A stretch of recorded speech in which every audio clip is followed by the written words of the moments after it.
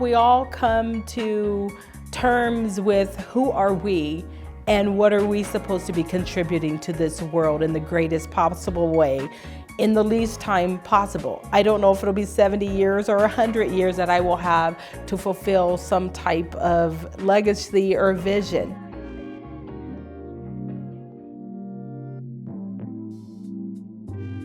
We help them find out what their gifted and talented areas are and find their place and their niche in their community and in this world. They want a place to belong. They want a safe spot.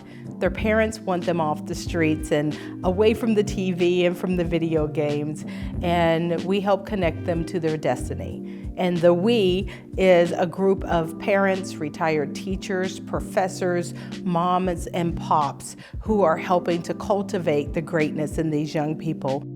We have 99 students that have been engaged in our Learning Academy for the last year. We have about 50 to 60 of those kids that are active, participating in our weekly activities. Right now, it's an awkward moment for them because they're not sure where they fit in. If we don't engage them in constructive activities, uplifting events, then there's plenty of people on the streets that will put something in their hand and give them a mission and give them a vision on suicide, depression, failure, dropout.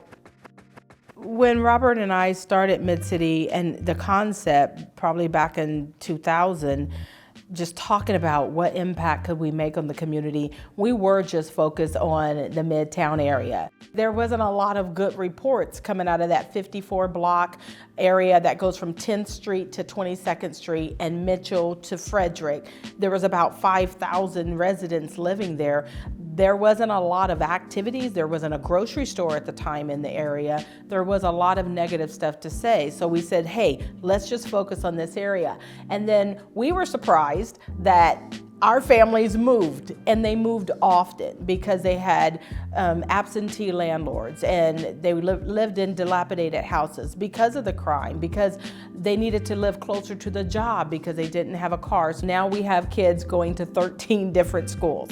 We have to decide every week how the kids are going to get there now because we need to keep them engaged. And in the beginning, we sat back as a team and as a group of volunteers and said, let's pour all the money we can into the kids first. Let's patch up, ghetto rig, hillbilly rig, duct tape, everything else until we have resources. We still need resources for the building, but we have the kids, we have staff, we have buses. It's amazing how much we can make do with so little when people have a heart and a mind to fulfill a vision or a mission.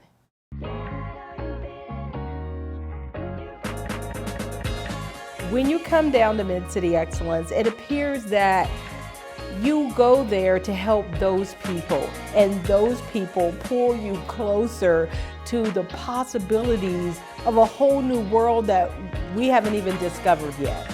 We have geniuses there. I'm very convinced of that. They are survivors. They have a lot of skills and talent. They're just not marketable yet. And so if they can ever understand the mainstream, language of medicine and insurance and stocks and bonds and how to build a portfolio, they will take over the world and they will find new ways of running this country, running this city. We have the potential of being there 5 days a week, and some weekends we'll go well over 99 kids. In fact, our goal for the next 3 years is for 300 kids and 150 parents and adults to engage them in uplifting enrichment education. 300 kids in 4 buildings, that's a lot of kids. The buildings can hold them, but they need some attention. How quickly can we do this so we don't lose momentum? Down at MidCity, it's very easy to share who you are, to take off your hats, take off your suit, and I do feel like I can check that off the list that I am contributing something to the community that gave me a whole lot.